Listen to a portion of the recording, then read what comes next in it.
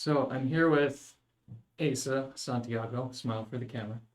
Uh, and the reason that I wanted to interview him is it's exploring the relationship between endocrine health, which is affected by all sorts of factors, and free will.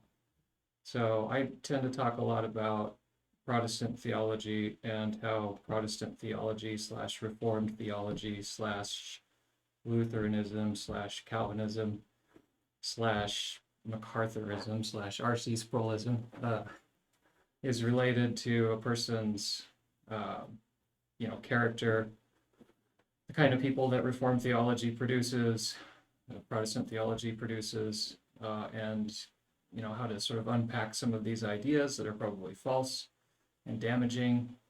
And the question of free will is profoundly oversimplified by people who are maybe well-meaning, but who are just unaware of nuance and complexity. So your, John Piper types, or Matt Slick, or John MacArthur, or these guys who think they represent, or actually largely represent, the majority of Protestant thought. They tend to oversimplify things. So they'll look at passages in the Bible where God is causing someone to do something, and then they'll do that reasoning from the specific to the general and say everything that everyone does all the time is caused by God. The Bible has a much more nuanced picture of God. So you have God causing people or strongly influencing people to do evil things sometimes. You have God strongly influencing people to do good things sometimes. You have God pronouncing judgment against people because of the evil, saying, I'm going to do this thing, and then the person repents.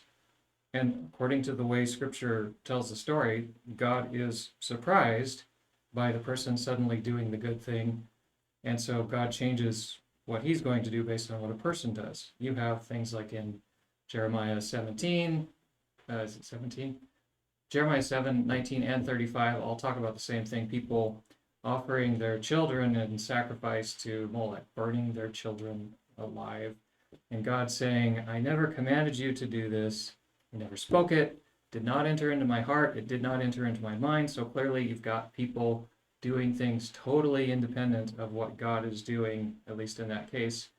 And so the question of free will ends up being a lot more like the relationship between a father and a son, where I can force my kid to do stuff. He doesn't want to go to school. I can drag him out and put him in the car and drive him to school and drag him into his classroom.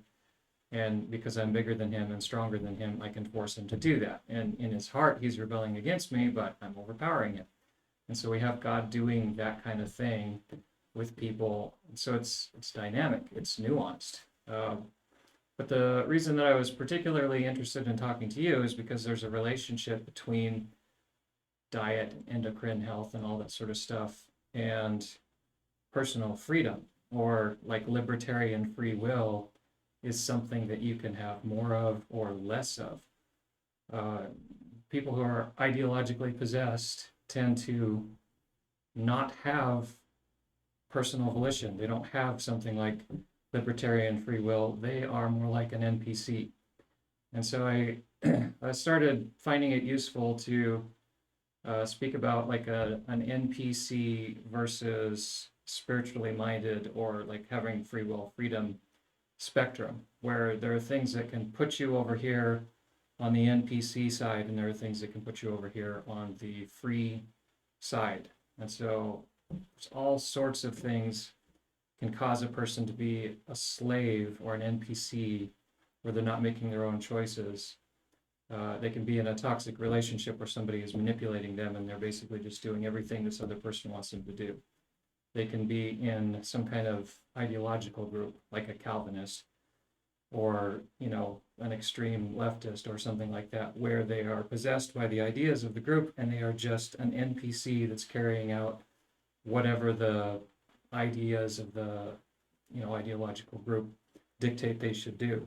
So I'm particularly interested in your story because you sort of describe how changes in your diet gave you more free will, made you less of a Calvinist in a sense. So you wouldn't mind just, tell me about, specifically, you talked about how you used to be a lot more passive. You described yourself as being more feminine, and you, at some point, something changed related to diet. Just tell me that story. I think it's really interesting. Yeah. Thanks for having me, Rich. So this is a long story, though. I'm going to try to make it more succinct, make it more palatable for people Hit to. the highlights. Yeah, the highlights. And my audience is used to people being blunt, so don't beat around the bush. Okay. Yeah. So my story is nuanced. Like a lot of people, I went through some bad things in my childhood. I had systemic disease. I had gone through molestation, some level of abuse through upbringing. Though I was beneficial, it was beneficial in the sense that I had a good mother, um, and that led me in a good direction on some level. Did not have a father and all that, and throughout that journey, I was very depressed, very sad, very just very much living in an NPC like mentality, very carnal minded. I was following my baser instincts, my baser reactions and sensations throughout the day. If I wanted pasta, I'd eat pasta. If I wanted top ramen, I'd eat top ramen. If I wanted chicken or chicken noodle soup or whatever, I'd eat those. And if I wanted to drink this soda, or if I wanted to go and play this video game for this amount of hours, I would get that. And I lived in a constant state of comfort and ability to essentially, it almost seemed like I was in a full state of free will. But all I was really doing was living the life of an NPC, someone who's like a non-player character, someone who's just going by what their body is saying, and not exactly fighting off those sensations for what would be a good thing. Maybe like 2% of my life I was doing that because my mom might have said, take this pill, take these natural alternative herbs, or eat this particularly more healthy food versus this food. Those things were definitely in my life. Yeah. And that you could see that as kind of leaving the space of NPCism, that being the basic person. It wasn't until I got to 22 when I realized my illness was so much more than I had realized. I had fallen on my face romantically with a girl that I really liked, and it woke me up to realize that I was sick. So I started to go after those issues of like, okay, I have skin issues, a chicken scratch on my arm. I want to figure out what that's caused by. I stumbled upon some articles, some scientists, as well as some practitioners in the alternative space who were articulating that a lot of our autoimmune diseases are rooted in the microbial space. So pathogens that are opportunistic. I started to realize that. So when you say pathogens, are you talking about like macroscopic parasites or like microscopic parasites or both, or? That is a good distinction because a lot of microscopic parasites can turn into macroscopic parasites in a sense of like, you have really small eggs transplanted and say like it's put into your liver, and after so long, it can develop in size and come to a point where you can actually see it with the human eye. So it could go from like a single cell thing to a multicellular organism? Are there parasites that do that kind of weirdness, or? I believe tapeworms would be a good example, or other like I'm pretty sure whipworms could be somewhat macroscopic, and roundworms. There's I don't know about, as I think a lot of protozoa are a little smaller. But there's actually like well-established case study in mainstream science showing that when you have a lot of these kinds of parasites in your body, they are altering the chemical state of your body to cause you to crave the foods that they need, right? So your carnal appetites could be coming largely from like parasites that are living inside you, telling you what sort of food you should eat. And you're literally not just a slave to your flesh, but you're a slave to a bunch of parasites who sort of hijacked your endocrine system by emitting certain neurotransmitters that make you crave certain kinds of food.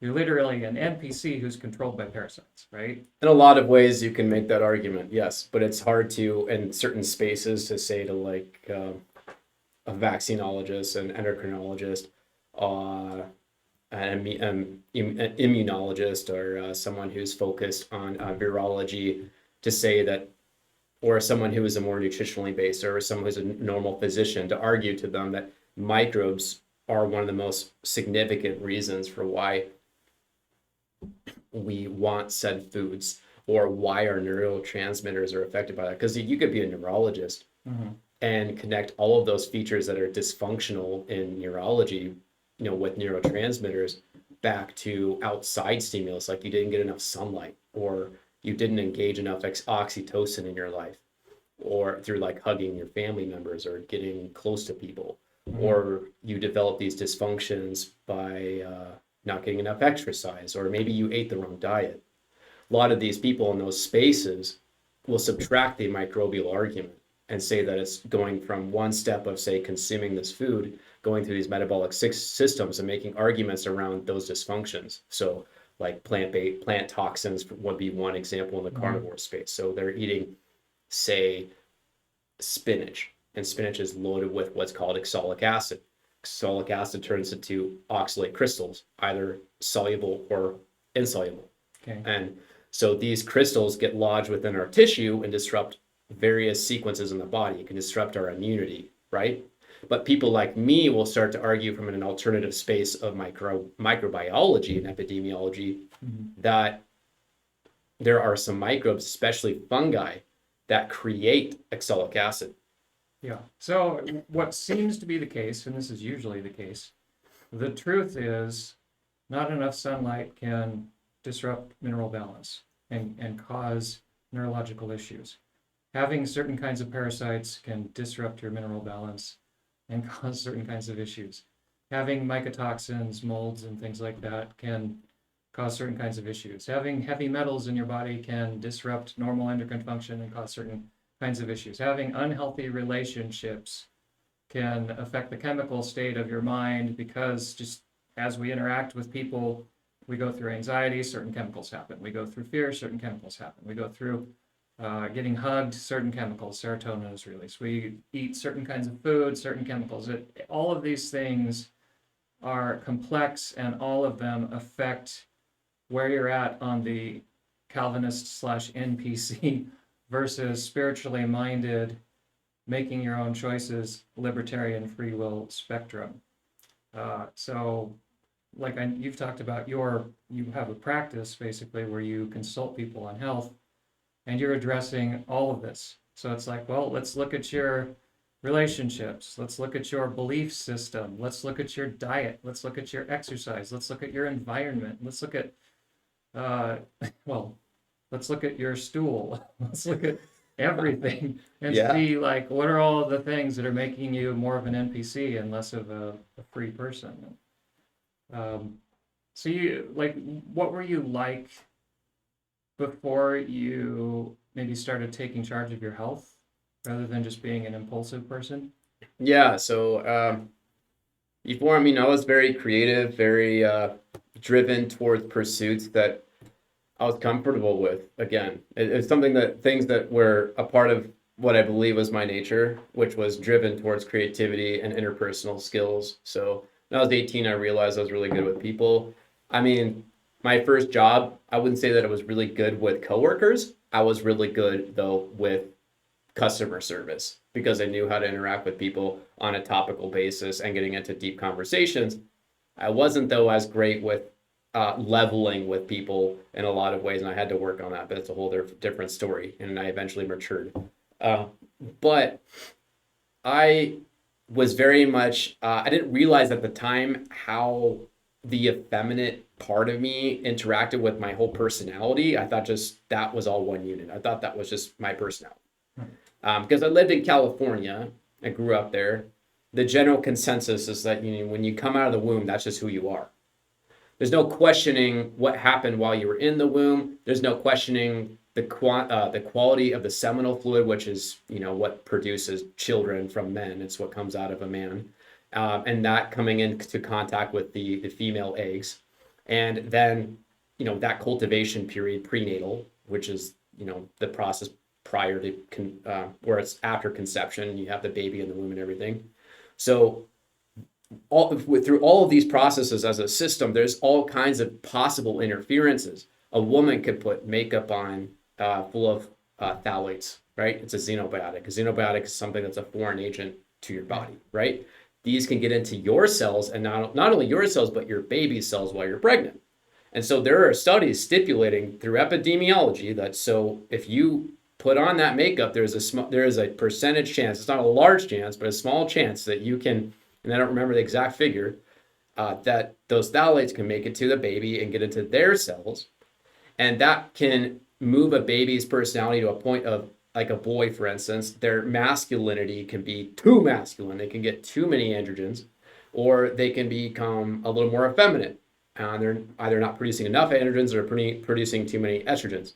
Okay, so estrogen is feminine hormone, androgen is masculine hormone. Yes. Right? Yeah, a lot of people refer to male hormones as testosterone, but it's not quite that simple. I would say, though, that the male endocrine system is so much more simple than the female endocrine system.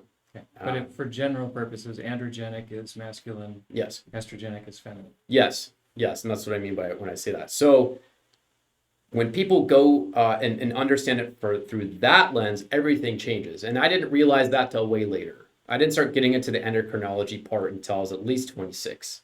And I was starting on my health journey at 22.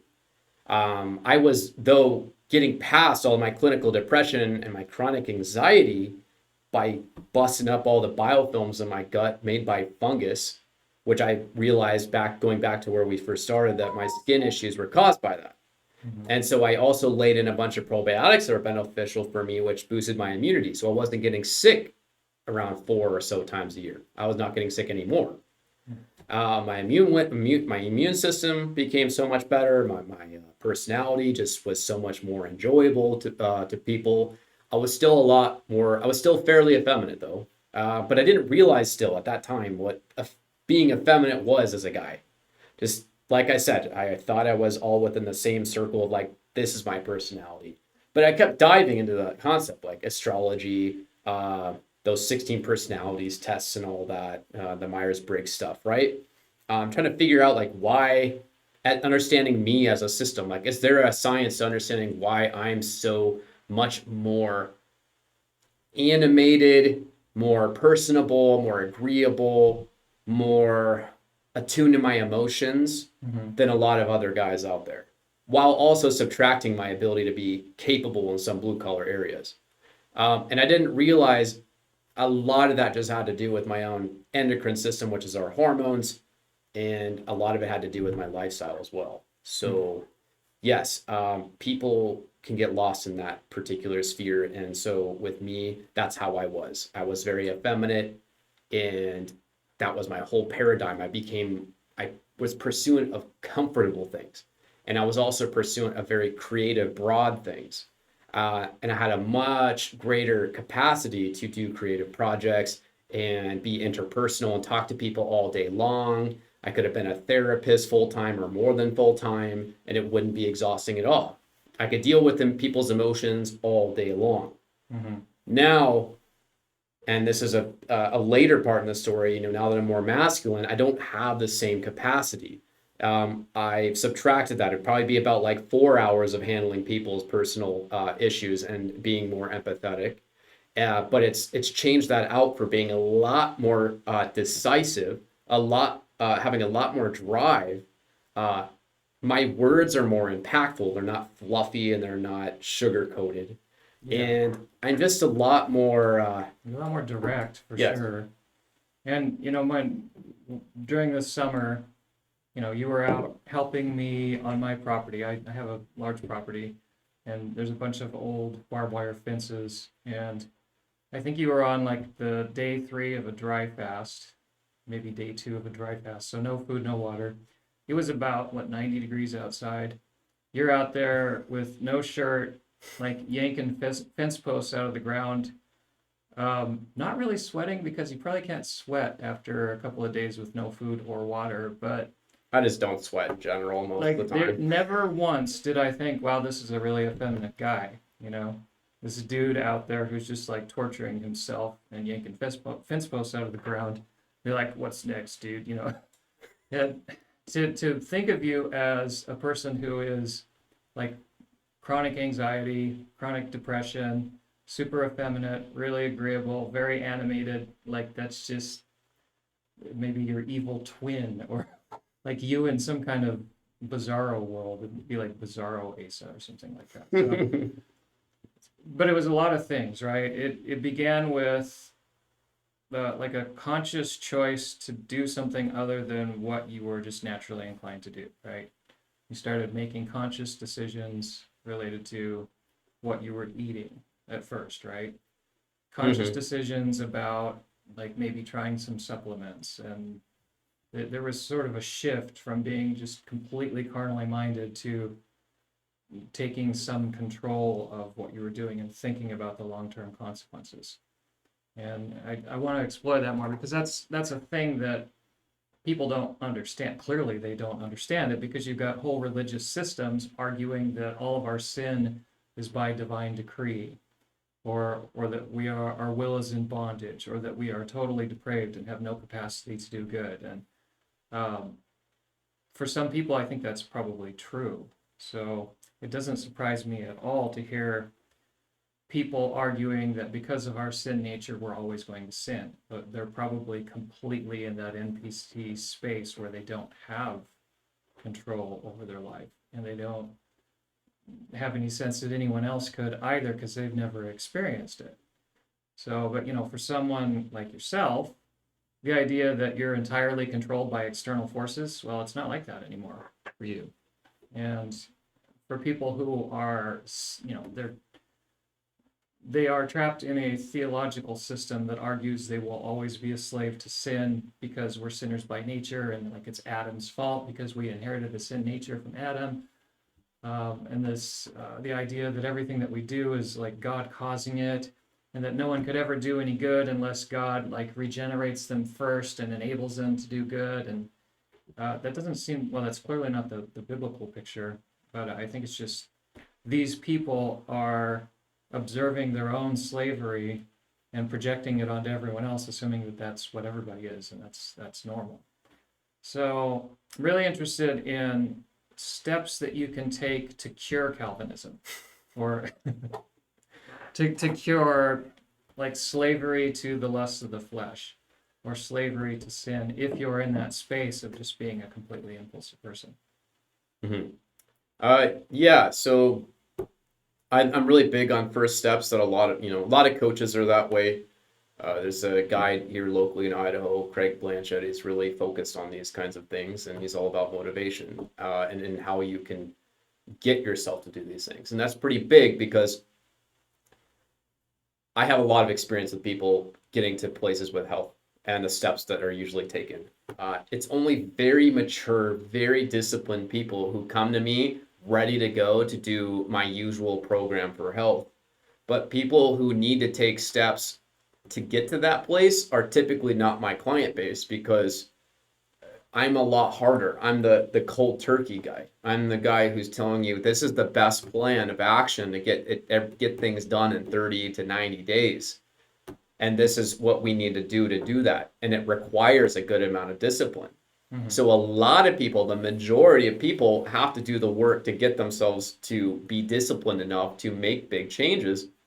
And something that I can recommend that people start with is to first start absorbing new information, things that defy their current belief system, opening their mind and dissipating cognitive dissonance, accepting that there are professionals in the alternative space that are very successful, very merit driven like myself, who have a lot to give and do really well. And so if you look at what they're saying, one really basic guy could be like Dr. Eric Berg. I love pushing people onto him because he's pretty surface level, real basic, but he gets into some deep subjects that are pretty alternative and really great for people's health. Like he generally promotes a ketogenic diet.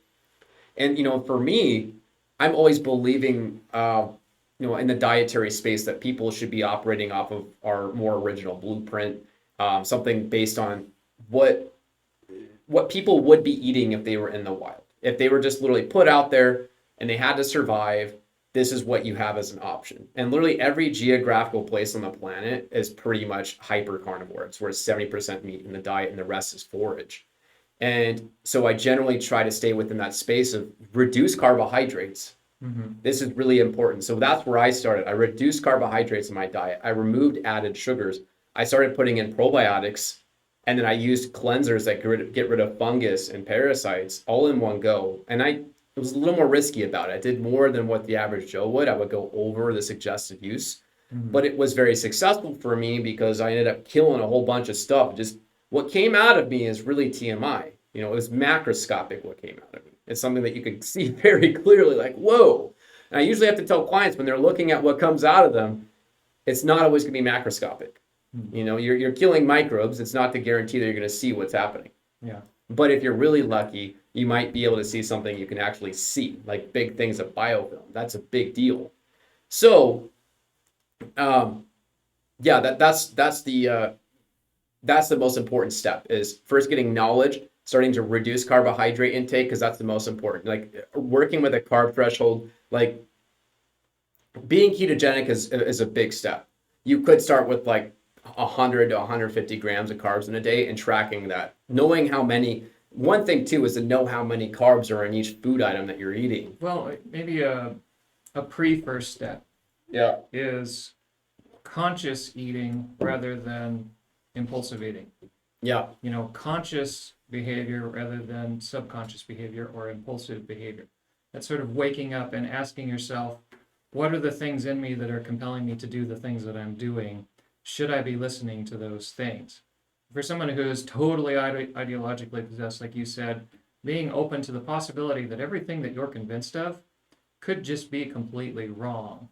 And you should start listening to people who strongly disagree with you. And that doesn't mean engaging in arguments with people who strongly disagree with you so that you can prove that they're wrong and feel better about your position. It means, what if that person is right and I'm wrong? And, that paradigm shift, which if anybody who's ideologically possessed is like not in that space. Like you go and you talk to Calvinism or Calvinists and you say, well, maybe Jesus didn't actually die as your substitute. Maybe he didn't pay the penalty for your sins. Maybe he didn't absorb the wrath of God. Maybe that's all just nonsense. It was just made up and evolved from Augustine through to today. And they're going to immediately start screaming at you and getting angry and so on and so forth. It's because that particular ideological possession is, that parasite, if you will, is particularly good at protecting itself by making the claim that if you question these things, then you're no longer saved, you're going to go to hell. Because to them, believing this set of ideas is what guarantees that they are a chosen person who's going to go to heaven. And questioning it would mean losing their salvation. So, it's a weird kind of self-defense mechanism that particular ideological parasite has, and it protects people who are possessed by it from getting free of it really effectively. So, Calvinists tend to stay Calvinist because they're afraid of going to hell by questioning whether or not Calvinism is true, or anybody who's possessed by sort of Protestant atonement theories, right? Or that idea that you go to heaven based on like mouthing the words of a particular statement of faith. That started to go viral around the time of Augustine, and that particular idea that people aren't even aware of, that they think they're going to heaven because they signed a particular statement of faith, which is a bunch of theological sounding of words, and they're defining that as faith and whatever. People don't realize that is basically forcing them to shut off their brains and just continue to go with the group and continue to say the right kinds of words. And so, like for me, it was a really important step to stop and go, why do I think that believing in this particular version of the Trinity is actually important? Like, does it even mean anything? Do these words actually mean anything? Is God really going to be like, you said the right words when asked about the doctrine of the Trinity. You didn't say the right words when asked about the doctrine of the Trinity. So you're going to go to hell and you get to go to heaven. It just seems so completely ridiculous that God would be like that, irrational and petty. Then I realized that I was also possessed by that fear of questioning the things that I thought I believed. And anybody who's part of a cult, it's the same thing. The cult just keeps emphasizing how important it is to stay part of the cult and to keep saying the things that the cult says you should say.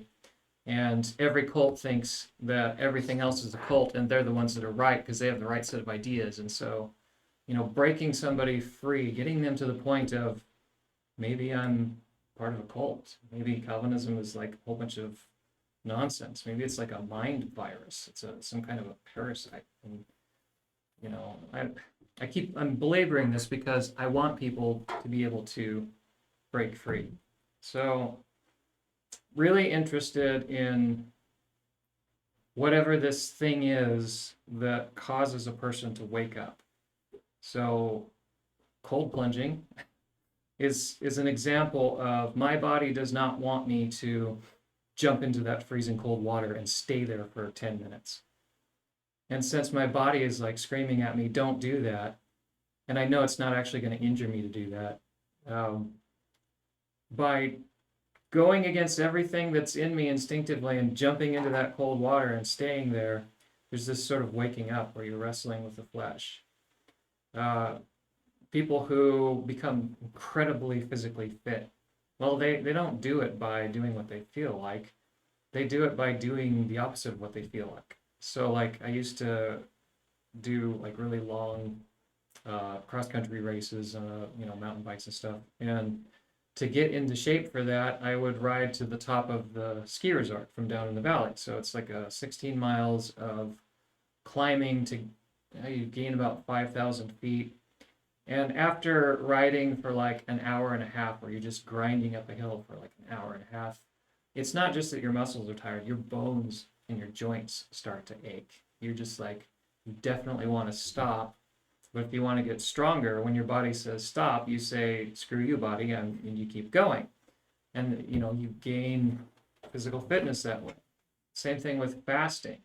Fasting is this thing where you're confronting your flesh and you're saying no to the flesh and you're becoming conscious. You're becoming sort of mindful. Breathing exercises are another thing. You normally breathe like just autonomically. You're not thinking about your breathing. But when you start thinking about your breathing and you do whatever, I don't think it matters necessarily which breathing technique you do because there's like millions of them out there. But when you start conscious breathing versus subconscious or autonomic breathing, all of these things are like a way of waking up. So, holding your breath even for a long period of time. People practice holding their breath and they can increase their ability to hold their breath for long periods of time.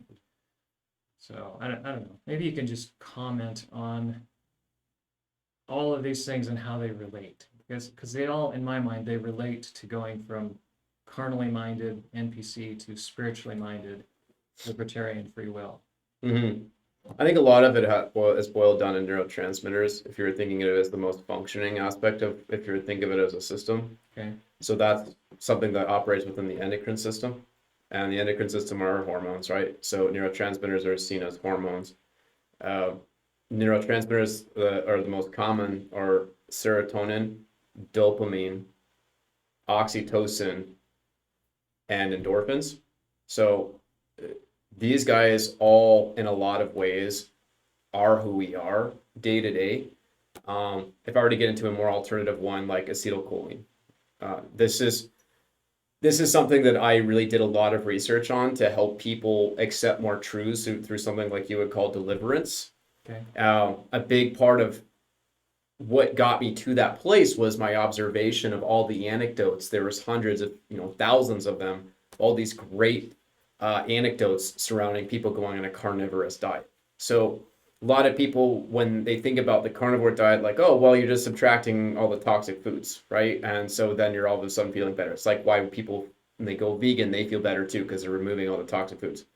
But like on a carnivore diet, it's different because it's not so much that, it's more about the carbohydrate intake. Because if you were to feed that person just a bunch of McDonald's burger patties, they're still going to get very similar benefits to the person eating a bunch of grass-finished ribeye with organs and everything. Because of the carbohydrate difference. Right. That is the big reason why people end up feeling better. And it's the full elimination of plant toxins and chemicals for sure, but the majority reason of it has to do with carbs and your carb threshold. That's why. Is this clearly one factor is pathogens in your body feed on carbs, right? Yes. That's the biggest connecting factor that I love to bring to the community. A lot of people in the nutritional space, there are various PhDs that I'm connected to who currently are working on ketogenic studies, and they just published one today or the other day, talking about connections to women and how they handle lipid metabolism and everything. They go into like the deep aspects of metabolic dysfunction. As I was arguing earlier, these people generally operate within a metabolic space. They don't think about microbiology. Yeah. So when I try to bring it forward, it's like, well, this is very simple. Microbes love glucose. It's their number one feeding source. It's their main energy source. It's how they grow and do things. And second to that, they're looking for hormones, like yeast, for instance, candida, the most popular, most common, most opportunistic. Well, maybe it's arguable if it's the most opportunistic, but it's the most prevalent in opportunism. So candida, as a genera of yeast, it likes to consume glucose, but it really loves estrogen because it can use that to enter its hyphal state, where it enters or becomes more of an aerobic pathogen, meaning it can access the bloodstream where there's more oxygen, and it becomes kind of a mold in that case. So just a quick comment on that. This has a profound effect on women with like PCOS, right? Mm-hmm. Which is polycystic ovarian syndrome, and it is related to, or somehow correlates to being insulin resistant. So they're not processing sugars correctly. The excess insulin in their body is causing the eggs to turn into cysts, and so they don't ovulate normally. And they are way more masculine. You'll see women with like a lot of chin hairs and chest hairs and stuff like that, and a lot bulkier. They're just like way more masculine women.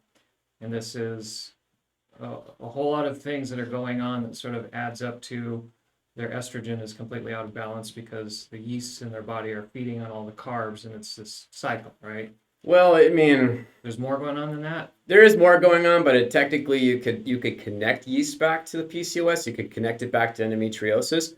There's a lot of theories in epidemiology on what the cause is, right? Mm-hmm. So endometriosis can be similar, and I like to connect that back to what's called molecular mimicry.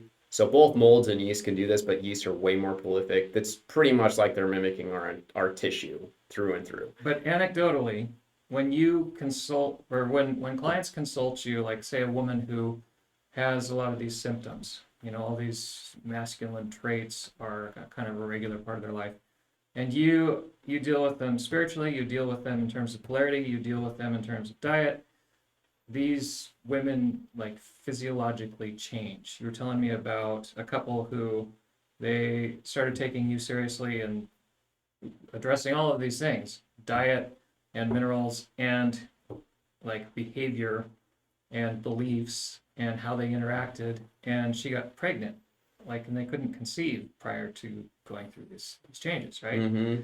And from what I understand, there's like lots of cases of people who've just like had radical changes by just sort of taking these conscious steps to get their health in order, to get their way that they're thinking in order, and it like they are changing on all levels. They're becoming completely different kinds of people, physically and spiritually and mentally. There's a weird thing. Maybe this is just North Idaho has a lot of this, but like I know personally, two people who cured their cancer simply by, well, it was mostly just cutting all carbs out of their diet. And they didn't need radiation or cured cancer by cutting out carbs, essentially, which Mm-hmm. to me is fascinating. So, Mm-hmm. I wonder how much of the changes that you're seeing are because people are simply getting their spiritual lives in order and living consciously rather than impulsively. Living spiritually minded versus living carnally minded. I tend to think that they're all sort of related, that it's complicated and nuanced. Just like the debate about free will versus, determinism, it's complicated, it's nuanced, it's yes, this, and yes, being born with a sin nature. Well, some people are born more predisposed to sin than others. John the Baptist was born filled with the Holy Spirit. And you've got descriptions in the Bible of wicked bearing children who were wicked, who were born to do wickedness. And so it's like, can a person be born a sinner? Yes. Can a person be born righteous? Yes. Can a person be entirely a slave to sin? Yes. Can a person be entirely a slave to righteousness? Yes. Can God cause somebody to do something? Yes. Can somebody do something where God didn't cause it? Yes. It's like all of these things are happening. Everything's complicated. There's a really interesting idea, as you and I have talked, that like I've helped a lot of people who were demon possessed or ideologically possessed. To me, it's kind of the same thing, the way that I understand the spirit world. And the way you help somebody who's demon possessed is you just talk about their beliefs. Like, why do you, and it's almost always they believe in the value of a particular state. Like, this thing is important to me. It's important to me that I'm always accepted and loved by people. You just start questioning it. Why? What difference does it make? People like you, people don't like you. Why does that matter? And then they're forced to go, well, I don't know. Why? I believe it is. Well, but that's nonsense. Like, look at how happy these people are, and they're doing stuff, and they don't care what anybody thinks. They're offending people. They're pleasing people. It's just not a variable in the equation that determines how they live their life. Look at how happy they are. Do you want to be happy? Do you want to be miserable? Get over this idea that having people have high opinions of you matters on any level. And it's usually that simple. It's just call it into question. Because when people believe lies and nonsense, all you have to do is say, why do you believe that nonsense? Prove to me that that's really valuable. And there's this weird thing that frequently happens when people go through confronting their own demons, where they will frequently like have diarrhea, where they will vomit and they will throw up weird stuff or like crap out weird stuff. And so when I'm helping people like this, and I know that there's, an ideological / demon possession thing going on, they're possessed by the demon of Calvinism or whatever, I get a bucket because you never know. People might just like vomit up massive amounts of horrible stuff. It's really common. So the weird implication here, and this is just an idea, maybe that parasite or that yeast or that thing is like the physical manifestation of the spiritual reality, and the two are inseparable in some way. So you can't be free of a demon without also like crapping out a bunch of parasites or vomiting up a bunch of yeast or something weird like that. And it also occurs to me that if you get rid of the parasite, you get rid of the demon. If you get rid of the demon, you get rid of the parasite. And you could like go at both at the same time or either one, but the end result would be the same. You can get free. So, I don't know. Yeah, they're very much connected. Yeah, it's a weird thought. And I think the right approach is just deal with it all, Deal with the health issues and deal with the spiritual issues. Yeah. Or if you can't deal with one, then try to deal with the other. Whatever people are kind of ready to do that. Yeah. So, take some steps. Yeah, I mean, on that note, I'd like to go back to acetylcholine. So with the neurotransmitters, acetylcholine is kind of your memory retention or Okay, so accepting. there are going to be people who have no idea what you mean when you talk about Yeah. neurotransmitters. My impression, that's probably mostly wrong, in talking to you is like, let's say you have all these pathogens in your body, they are going to affect acetylcholine, they're going to affect dopamine, they're going to affect serotonin. Yeah. They're going to affect all kinds of things that will affect your mood. Right? Mm-hmm. Getting everything perfectly balanced makes it so that the person that you are without effort, without conscious activity, is, let's say, a lot more of a godly person, right? So you don't have to necessarily be wrestling and struggling against sin if you've already defeated it. So like if you've got, let's say your body's full of parasites that are constantly producing chemicals that make you crave carbs. Well, you're in a slavery state. And so the idea of resisting the urge to eat certain kinds of food, you have very little power. It's like this thing is so much bigger than you. So fighting it at first is like a nightmare. But as you overcome this sin, these parasites, this craving, whatever, it gets smaller and smaller. It gets easier and easier.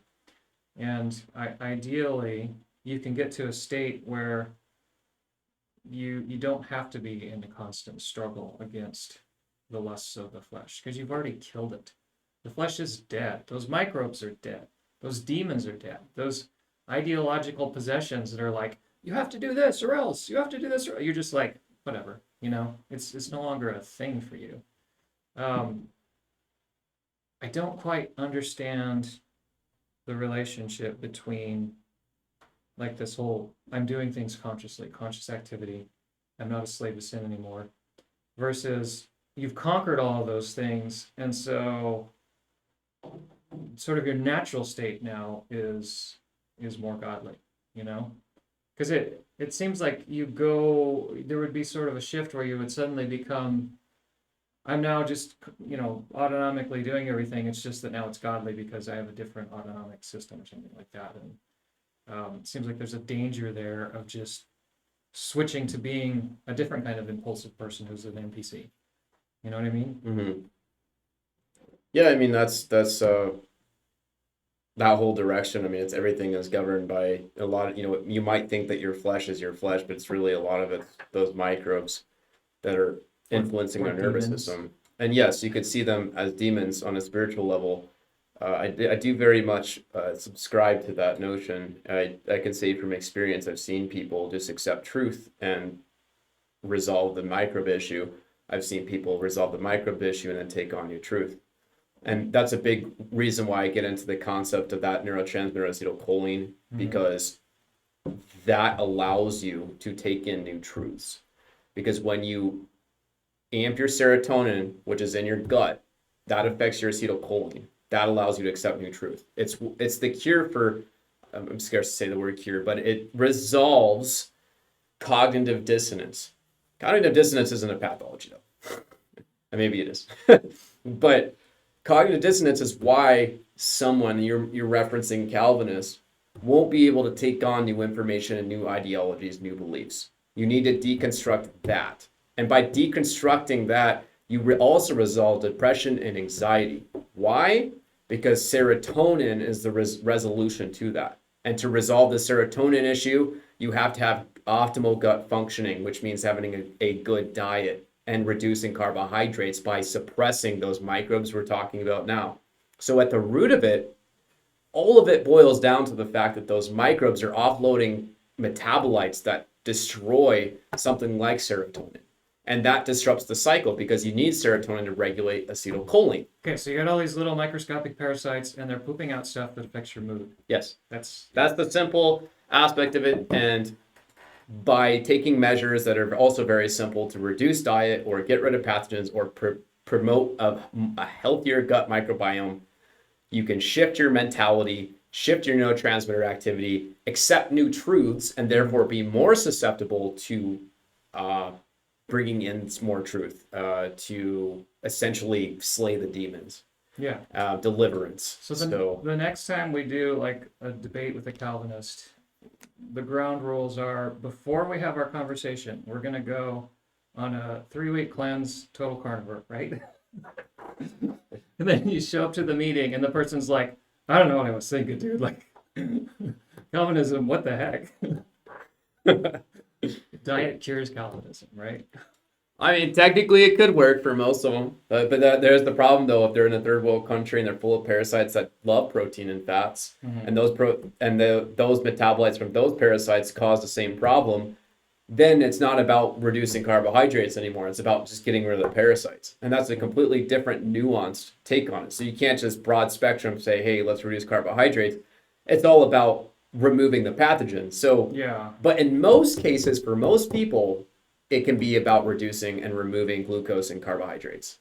Well, to be fair, and you may disagree with me on this point, but like we live in the United States, we are bombarded with sugar and carbohydrates. It's like readily available, it's everywhere. You go to Walmart and you see people like with their grocery carts filled with sodas and pies and macaroni and like where are the fresh vegetables? I know you have a thing with plant toxins, but like just there's so much of that in the United States that eliminating that is going to fix like probably 90% of Americans. But it sounds like, if I'm hearing you correctly, say somebody lives in a country where the only thing that they have access to is like lamb for some reason. So they're just constantly eating mostly what they can forage and a lot of lamb, but they're also super diseased and they're addicted to those things and they're full of pathogens that are being fed by that. For that person, they're going to have to do the whole wake up and deny the flesh thing in order to get rid of their diseases, right? Mm-hmm. So, whatever diseased state you're in, if you're living impulsively because your microbes are basically controlling you and telling you what to do, you're going to have to like wake up and tell your body no and start making conscious decisions in order to get rid of whatever your diseases are. So, to me, that seems like the obvious principle that is present in everybody who overcomes their diseases is that they start taking conscious charge of their behavior rather than just doing whatever they do. Mm-hmm. So that's why I like my dad was in the martial arts, and this is not just because of what he told me, but like everybody who is in some kind of a discipline like that, karate or judo or even just like huge athleticism, they're doing ascetic exercises or self-denial, right? They're practicing self-discipline. And the New Testament is filled with the language of suffering with Christ, which is suffering in the flesh. You know, whoever has suffered in his flesh has ceased from sin. So when you dry fast, you are suffering in your flesh. You're telling your flesh no, and you're gaining spiritual power over, the things that would normally cause you to just be impulsive. In the book of Acts, it even says that we must enter the kingdom of heaven through many trials, right? So take up your cross and follow me to be my disciple and walk the path that I walk. Like this is all this stuff that we're talking about, this mindfulness or waking up or not being a person who is an NPC who's controlled by their impulses. You're making conscious choices about what you're going to do. It seems to me that the common element in all of these different things that people are doing, somebody switches to vegan. Well, I know that there's like long-term serious consequences to organ health by eating vegan because your body is not getting stuff that it absolutely needs. But when a person switches to vegan, they see these huge improvements in their health. Well, what are they doing? They're eliminating all the nonsense, That's one part of it. But they're also taking conscious charge of their eating rather than just eating impulsively. Somebody switches to carnivore. All these improvements in health, because they're consciously eating. And maybe articulate for me, because we brought it up, what is the difference between people seeing all kinds of health benefits from carnivore versus people who see all kinds of health benefits from vegan? And why is one better than the other? I think the benefits for both is to start with is that it's elimination. So carnivore you're not diet. having soda anymore. Right. Yeah, and that's why a lot of vegans, I believe, and I love vegans, but it's funny because I'm not sure which doctor said this, but he was saying that I love vegans because they're the first step before carnivore. And it's funny because you go in the carnivore space, a lot of those people, you could maybe even argue for saying it's more than half of the people in the carnivore space were plant-based at some point. I've interviewed a lot of them, and I'm like, wow, a lot of you guys were plant-based. And so the reason why they, a lot of people go in a vegan diet because maybe they're Seventh-day Adventists, they're vegetarian, and they go into veganism, and they're doing it for religious reasons. Most people tend to do it for ethical reasons, like I don't like conventional livestock farming. Mhm. I don't like the practices. It's very unethical. Because they're so feminine, they're just like, oh, that poor cow, right? Yes, there's a lot more women who enter the space where effeminate men who do. And for myself too, I cared. But I saw the logic right away. I went and immediately thought, well, you can't grow agriculture without killing other forms of life. I don't understand the difference between or the value of a field mouse any more than a cow. I mean, why is the cow's life more important simply because it's heavier? Yeah. So there's so many field mice die for agriculture. So vegans are killing so many things, including bugs and other such Because insects. when you're farming crops, you're like murdering mice, right? Yeah, I mean, they hire hunters to go hunt down all the avians that come into crops. Or they hunt down rabbits or anything that can disrupt the crop. They hire people to go and kill them all. Yeah. And that's a very common practice. Or they use other methods that are a little more sane. So you can tell that vegan when he's eating, chomping down on that piece of bok choy. Think of how many rabbits were murdered for that piece of bok choy, right? Yeah, so, but that's the argument in that space is they try to justify like, well, it's hard to argue just how many I'm taking per bowl of salad. Yeah. That is very ambiguous. But then I can go into the weeds with that and say, well, there are people who eat, which is very, very rare, but it's possible, completely free roaming cows that are eating nothing but forage and grass and nothing that's been grown by humans. And you're eating those cows, that's technically only 2 lives taken a year. So a lot of people argue that carnivore is vegan or more than vegan. It's more Because- humane to animals. Right, vegan is just describing a diet that is more humane to animals. So there are carnivores who I would argue who are more vegan than most vegans. Right. If you right? define vegan as being sensitive to animals and being humane to animals, Yes, then carnivores are way more vegan than vegans. yes. Well, that's the irony. And Yeah. so people tend to lose that debate pretty quickly when they try to contend those points through like an ethical lens. But then some people try to approach it from a metabolic lens. Like, well, I'm a bodybuilder. Look at my muscles. I'm glorious. And look at my skin. It's glorious, right? Yeah. They tend to be in their mid-20s all the way maybe mid-40s, right? But it's not hard to get protein on a vegan diet. Okay. It's not hard to exceed a calorie threshold on a vegan diet. It's easy to get calories on a vegan diet. So as long as you're getting exercise, as long as you're getting protein, and as long as you're getting an energy source and hitting a certain caloric intake, you're gonna get muscles as a guy. Same with vegan. women. As a vegan, yeah. And you could also take exogenous hormones and make it even better. A lot of them do that. So taking testosterone, right? Yes. And women do that and they end up looking like guys a lot of the time. It just depends on the woman. But this is a really big problem in that space because it develops the wrong perspective. People go into vegan thinking, I want to look like that guy. But that guy might be taking steroids. But he also may not be, and he might just be doing it right. He might be going and lifting heavy. He might be getting a heavy load of calories, and he might be getting enough protein every day. That's possible. Mm-hmm. There are also ethnicities I am very certain of who are better at digesting plants than the average white guy. I can guarantee that. Like I've been and experienced enough of these people now anecdotally to see that there is a clear correlation that some people are just better at digesting plants than others. And I acknowledge that point.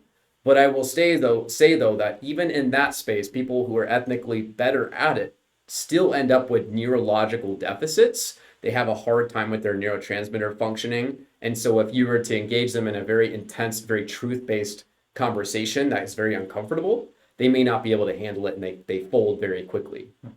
They tend to have less willpower about them, less strength and constitution. And I can tie that back to like serotonin or acetylcholine. These neurotransmitters can very much make up how you handle hard situations. So I tend to notice that is the most primary issue with the vegan diet. So I could be faced by someone who looks very masculine, very physically great. They look really good, and they're very functional. But in a lot of ways, that's simply because they're getting enough calories in a day and hitting the macronutrients they need every day. But they are always going to be subtracting certain nutrients that they absolutely need. Yeah. You know, So and that's a problem. there's kind of an unspoken elephant in the room here, where Christians or theists will argue, it's the soul, it's the spirit. We are not chemically predestined to do all the things that we do. And the physicalist is saying, well, everything you do is caused by the chemical state of your body. So you have physicalist determinists who point to evolution as the cause of all things and the chemical state of the body as the cause of all our behaviors. And so there's no sense of I did that because I made a choice, or any. It's just in their minds we are machines, we are gears in a big machine, and we do the things that we do because of the chemical states of our mind and our body and all that sort of stuff. And there's no such a thing as like the spirit that exists outside of the chemical and whatever. And so, you've got the theological determinists who insist on believing that God is the one who caused me to do everything that I'm doing. And you've got the physicalist determinists who insist that the chemical state of my body is causing me to do everything that I'm doing. And I think the right way to think about this, because clearly there's some correlation between the chemical state of your body and how godly you are. It's just flat out the case. Somebody who is super diseased, full of parasites and living in sin, versus somebody who is super godly. Like the one is going to have a totally different chemical state of the body than the other. I would say maybe the right way to think about it is, if you want to get a spreadsheet showing your spiritual health, look at the chemical state of your body. It's like these are indicators of your spiritual health. If you're full of diseases, then your spiritual health is horrible. You're probably completely a slave to sin if your body is full of all of these diseases and all of your minerals are out of balance and all of your neurotransmitters are out of balance. And it's that idea that you cannot divorce the spiritual from the physical. Like, if something changes spiritually, physical changes. If something changes physically, spiritual changes. The two are inseparable in that sense.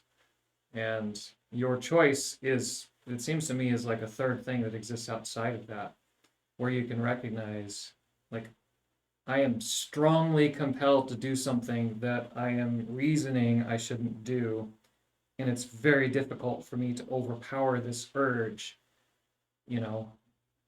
and then you kill off all of these things, and then you can be like more of a reasoning type of person. But anyway, I think that's the way that I tend to think about it. It's like the chemical is part of your spiritual health. The spiritual is part of your spiritual health. And whatever state you are in, whatever it is, your consciousness, your free will, your ability to reason, your capacity to project your mind into the multiverse and see which one you want to choose, that takes effort. That seems to me to be a third thing, or at least for now, that's how I think about it. So, like, there are people who live very much by intuition, right? They tend to jump to conclusions. They tend to make decisions very quickly. They tend to be very impulsive. And then there are people who are more sort of methodical, who start imagining scenarios and they start validating assumptions. And it's a process. It's like really difficult and it takes conscious effort. It takes physical effort to lift weights. It takes conscious effort to analyze a bunch of math and make certain that this is going to have the output that you want. But both of them take effort. And that conscious choice to take effort seems to be this other thing that exists outside of it. So I guess all that to say, you're not arguing for like a physicalist point of view where everything that we do is caused by the chemical states of our body. You're arguing more that the chemical state of your body is indistinguishable from your spiritual health, and they're both indicators of sort of how well you're managing your whole life. Yeah, they're one, you're spiritually healthy, therefore you're technically you could be physically healthy. A lot of people think they're very spiritually healthy, but also trash their bodies. Yeah. And I think there's a problem with that. And then there are people who are very physically healthy who think that they're spiritually healthy, but they may not be. I think approaching both angles, as you mentioned earlier, is very important. Yeah. And they're indistinguishable from one another.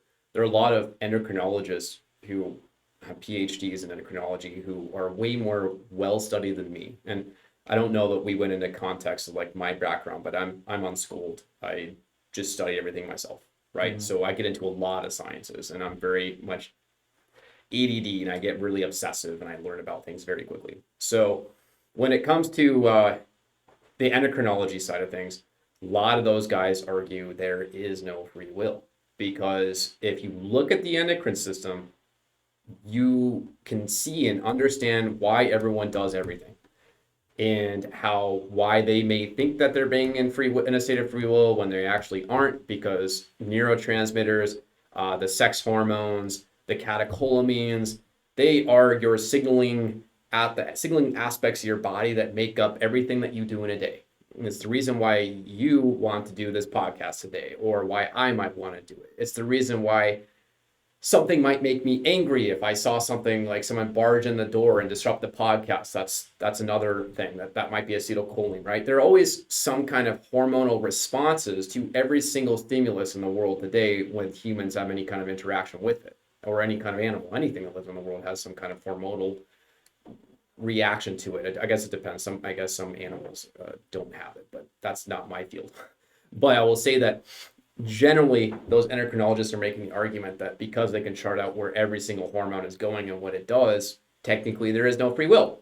What I'm arguing is that when you take control of your whole body and you get your health back and your hormones are functioning as they should, you would end up in a space of not only not really struggling very much with sin at all, you would kind of in a lot of ways be in a state of free will that is almost carnal and almost NPC like, that also lives free of sin, but is also highly disciplined, that is separate from all of these two categories. So you got like the NPC who's very carnal and all the microbes are dominating him, right? Mm-hmm. And then you got the other person who's dominating his microbes and fighting off all these sensations. They're trying their best to fight their flesh. And then there's that person way above here who's very Jesus-like. They're the person who has conquered everything and doesn't have to deal with any of those problems anymore. That person is completely separate these two. That person is so healthy that they don't need laws. They don't need regulations. They are separate. They are someone who isn't trying to discipline themselves because it just comes easy, because they discipline themselves so much that now at this point they've conquered all the problems that they're facing. Mm-hmm. And they no longer have to separate themselves from the flesh. It's just it's the spiritual aspect and the physical aspect all in one. It's a fully integrated unit. And at that point, it would be even hard to argue that that's free will. But in a lot of ways, you use free will to get to that place. So yeah, it's complicated and nuanced. Well, but that picture of the spiritual man that you described, where their body is all, you've conquered all of these things. You have crucified the flesh with its passions and its lusts, and it's no longer, you don't even fight with it anymore. This is what's described in multiple chapters of the Bible, talking about the person who has become part of the new covenant, where they're programming. They've been transformed by the renewing of the mind. The laws of God are written on their heart and in their spirit. They have, because they are this transformed person who has attained to this sort of holy state in mind and body and spirit, the laws of commandments contained in ordinances are nailed to the cross, because those things were there to sort of, people don't realize this, but like laws are to govern the NPC type people who are not, who are still slaves to wickedness. And so, like, we can't function without laws. But if a person has crucified the flesh with its passions and its lusts, then the law is obsolete to them. So, First Timothy, I think it says, the law is good if one uses it lawfully, knowing that the law is not made for the righteous, but for manslayers and kidnappers and liars and perjurers. And maybe it says effeminate there. Maybe I'm thinking of 1 Corinthians 6. But we could live in like a total anarchy state if everybody was in that heightened state of the flesh is dead to me. I don't live as a sinner anymore. I don't have a sin nature. You know, that's all behind me. And now my autonomic or natural, maybe is the wrong word, but my sort of instinctive inclination is towards godliness, not battling the flesh anymore. I fought with it, I killed it. It's dead. I don't live in sin now. I live in righteousness, you know, and I don't need laws. It's like somebody came along and said, legally you are not allowed to stab yourself in the eyeball with a pen. You're like, oh, dang, that ruins my whole evening, you know, I was going to totally do. A person who is spiritually minded doesn't need somebody standing over them telling them, don't do this or else. You know, because pain is no longer the motivator to prevent you from living in greed and lust and drug abuse and whatever. You just, those things seem ridiculous when you've crucified all of that. You put all those microbes to death. You put all that ideological possession to death. You know, that stuff just is not you anymore. I would love to see people attain that state. And really seems like the first step is acknowledging culpability, right? So like if I'm eating sugar all the time, is that because I sin by divine decree? Well, God causes me to eat nothing but sugar all the time. Well, the Augustinians would say so. They would say, yes, that's why you do it. And as long as they keep saying, yes, that's why I do it, they're not taking personal responsibility. They're not waking up. They're not realizing, oh, it's up to me to stop eating that crap.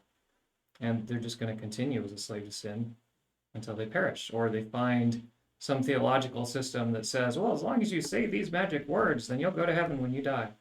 And then they're even more comfortable, like walking down a path that leads to hell, convinced that it leads to heaven, because they've been told that, oh, you can never be righteous, it's normal, and they come along and they just will pacify them.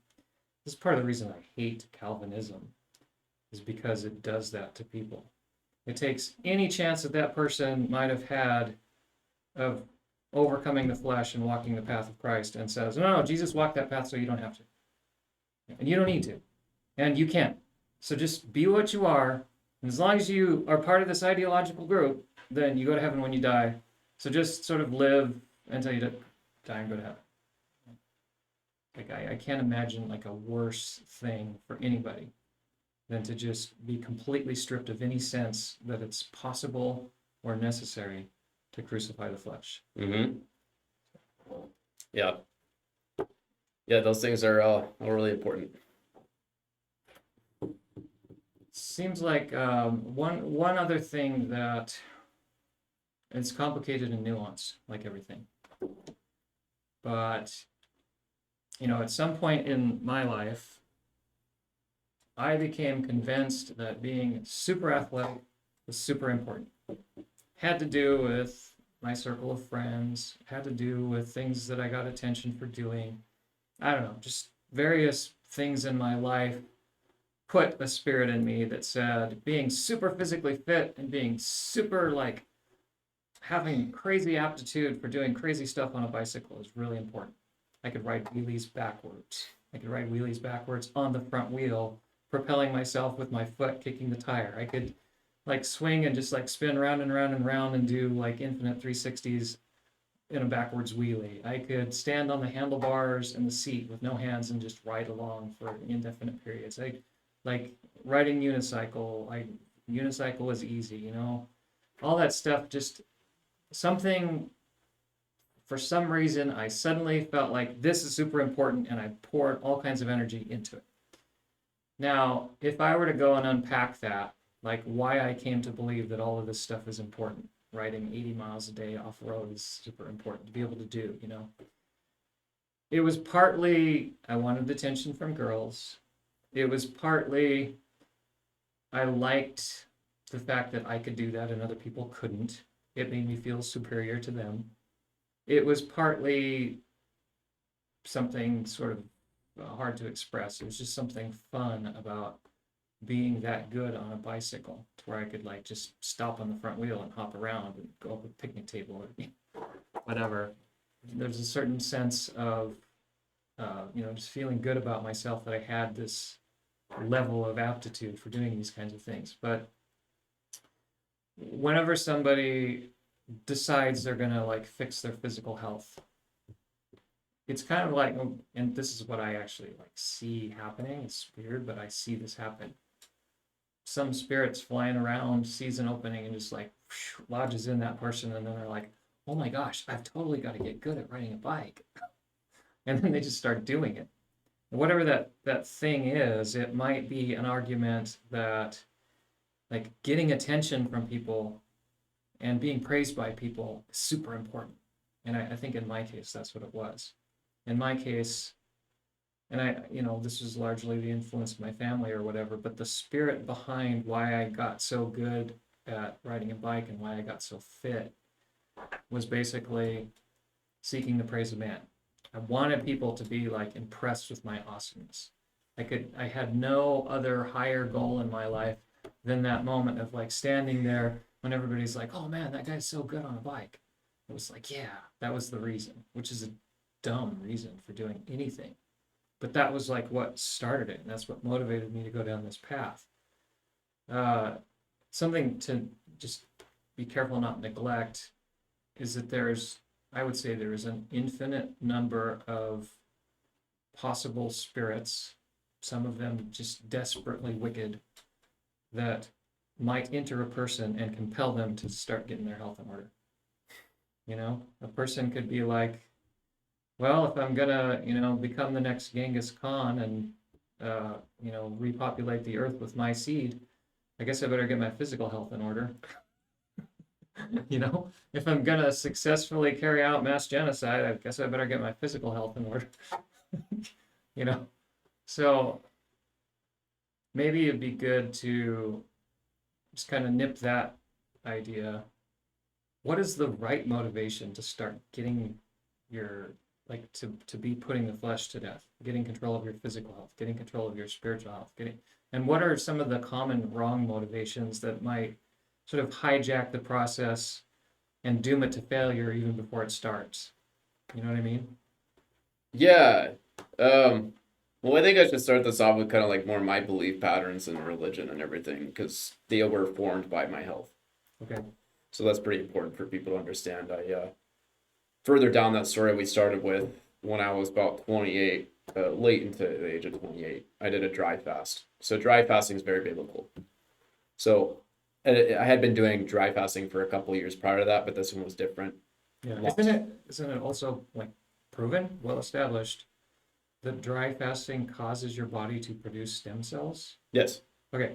So anecdotally, I had chronic back problems. I started doing some experimental dry fasting for other reasons, and one of the side effects was that my chronic back problems went away, which I thought was really interesting. And it wasn't until somebody said, "Oh yeah, it produces stem cells," that it's like, "Oh, that's probably why." So you said you had a cavity fill in. Yes. Yeah. That was primarily more diet based. So a Uh-huh. lot of people can just go paleo and recover their cavities. Just reducing carbohydrates, keeping dental care good, and having a good oral microbiome is your answer there. Having enough sufficiency with calcium. Your cavities can actually heal. Yes. Yeah. Yeah, a lot of dentists will definitely take that to their grave that does not happen, but we've proven them wrong. A lot of people prove them wrong. There's a lot of information on diet coming out from dentists who are talking about healing cavities with diet. There's alternative beliefs and then there's central beliefs. So it's a long story, but that's pretty much the current consensus on that. Yeah. But you can definitely heal it. I'm also fascinated by the account of Moses. Moses did multiple 40-day dry fasts, at least one for sure. And out of nowhere, when they're talking about Moses, like in his old age, he didn't have any of the symptoms of aging. Like his eyes were not dim and his constitution was not weak. He was like a really, really old, totally young guy. And the implication is because he spent so much time directly in contact with God, but he was also dry fasting for huge periods. So I think you can't like ignore that it's at least related. Well, it's quite the ringtone. Yeah, my kids. Should not let your kids get a hold of your cell phone if they have your sense of humor. So, I don't know. Are we getting close to wrapping this up? You have a lot more to say, or Yeah, I think we should just wrap it up on a lot of, finishing off my story on the beliefs system so I can kind of answer your question. So the dry fasting led to my spiritual beliefs, right? So I had a mother who was very much devout, focused on God, and she was a good example of faith to me. So that wasn't an injury for me. I didn't have someone like abuse me inside of a church and make it so that I hate God, right? So that was a healthy component, but I was still very skeptical, very logical. So I look at scripture and I feel like there are a lot of fallacies there, right? So I had a lot of problems with that. So I couldn't really align that throughout my life. But it wasn't until I did that one dry fast that one time after becoming more competent as a man, going through the survival school for 2 years, something happened with my minerals. I'm absolutely certain with epidemiology that does exist that mineral balancing occurs during a fast. Iron gets balanced during fasting. That's absolute. I'm certain that other minerals are as well balanced. And so what happened to me, my beard got copper in color. And so I questioned, I was like, why? And I found out later that could be copper being pulled out. And then I further realized that copper is the estrogen mineral and zinc would be like the testosterone mineral. It was that dry fast that I became incredibly masculine and changed my entire identity and personality. I started attracting to women differently. I just go right up to them the second I see them in the store and just ask them out.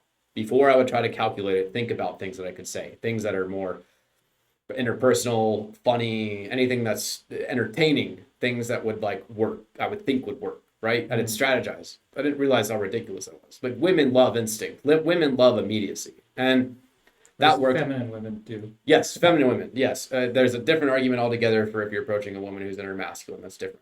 But yeah, and that's a whole different thing. But generally, that changed me. And at the same time, I started feeling this warmth from my heart and out. My core started to radiate this warmth that was not like a campfire. It was not like a heated room. It was not like a hug. It was just warmth coming from the inside and out. And to me, it felt like a physiological expression of God. It felt like a communication. And this was aligned with me getting various epiphanies of all of the events in my life leading up to specific things and getting to this climax. It made me realize that there has to be an alternative or outside force that's getting me along this road. Yeah. Even with all the dark parts of it, I think it was very much involved. So I'm like, wow, maybe God is involved with every step of my life. And that really started to change in me. I started to actually really get a lot more hungry for understanding God and whatnot. Yeah. At that point, I started sometime later, years later, I ended up encountering you. We met before around 28 as well, but then later I started to really get into it and talk with you about your views on pre-Augustinian Christianity and understanding it from like a more logical perspective and how original sin works. And then it started to fill in my mind as on a more logical level to be able to understand it more concretely and have more conviction for it. Because I'm merit-based. I have to explain things from experience. I've done it and I believe in it because I've done it and I feel it, right? Yeah. So for your question and all of that, to like finish it all off, I believe that there is absolutely wait, I'm drawing a blank on this. What exactly was the question again? I don't remember. You don't? We were talking about a lot of different things. You were talking about the overall encapsulation of like the importance of spirituality and the body. Was that the question? Maybe. It's before we finish that thought. You talk about this warmth. Yeah. There was like I have consistently felt that for several years now, but there was a time when it was so intense that it was like I couldn't stop thinking about like how intense this feeling is. It was a feeling of just warmth in the chest, and I felt very alive, and I felt incredibly competent, and I was acutely aware of a lot of crazy stuff about people, to the point of like being able to see this person's going through a divorce right now. This person just broke up with a friend online. This person has a relative in another state that's sick. It's like I knew it, and I like confronted people. Hey, this thing is going on with you. How did you know that? I don't know. I don't know. I'm in a state of mind where I know this stuff. I'm close to God or something. But getting to that state, it just occurs to me now that it was a lot of taking risks and doing things that were kind of the opposite of what people expected or what was normative. So again, it was very conscious activity that is contrary to what you would sort of do autonomically. I was defying social norms in order to do kind things for people. Mm-hmm. Like, it's not normal to go out of your way to help a total stranger in some way that's self-sacrificial. But I was very much like looking for opportunities to do those things and doing them, even when there was this sense that I'm having to kind of push past some social normative boundaries in order to do this really exceptionally good thing for this person. And it was sort of like I was feeding something in me, and it was becoming just more powerful. And it would be easy to argue that it's Christ likeness, because Jesus was totally like loving people and sacrificing for people and just doing, and he had superpowers, literally had superpowers. And that's what I experienced. Like I had superpowers. I was seeing things that you just can't see, and I was doing things that were helping people in ways that were just like blowing their minds. They burst into tears instantly and start confessing sins. And but again, there's just that connection, between living impulsive versus waking up and recognizing the norms around you and defying them. Yeah.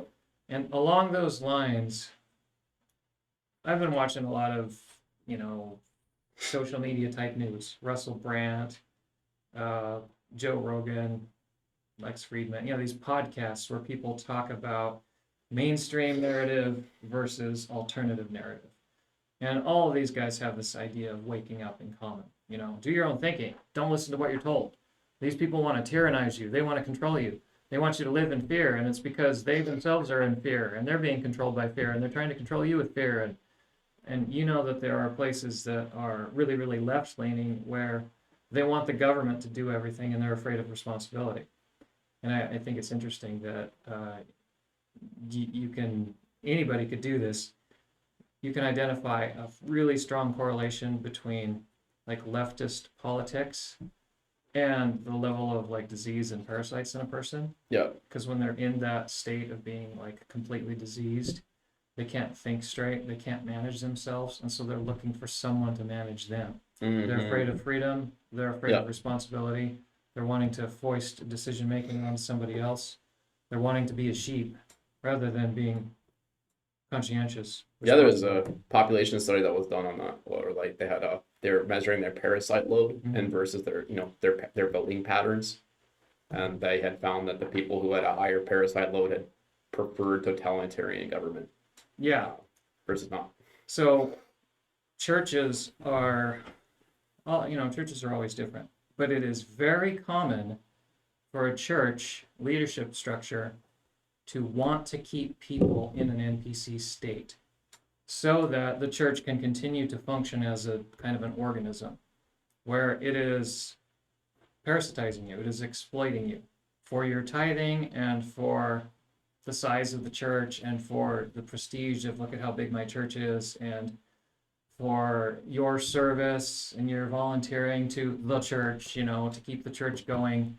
The church does not want you to grow up and become independent of them and move on so you don't need them anymore. That's not what the church is doing. The church is keeping you as a baby and only giving you a pacifier to suck on so that you will never grow up and be something other than a baby, so that you'll keep coming back and the church can keep going. and they're tyrannizing you. And you'll see churches saying things like, God never intended for you to visit other churches. He wants you to be loyal to the body, you know. And what they're doing is they're keeping you there and keeping you at your current level of immaturity so that they can keep exploiting you. And it's that same model of tyrannical control that enslaves people and continues to gaslight them or make them feel dumb so that they have to take advice from the hierarchy. And that is not what Jesus did. That's not how he functioned. He was like, I'm going to show you how to do this, right? I'm going to teach you these principles, right? Okay, now go. And they left. And they went out and they did the same thing. They're making disciples and the disciples leave. In the book of Hebrews, it talks about, like, how is it that so many of you, like, you are in need of someone to teach you still? You should be teachers yourself. How long have you been doing this Christian thing? And you still got to, like, go and listen to sermons, and you're not getting any better, and you're not going out and being a teacher yourself?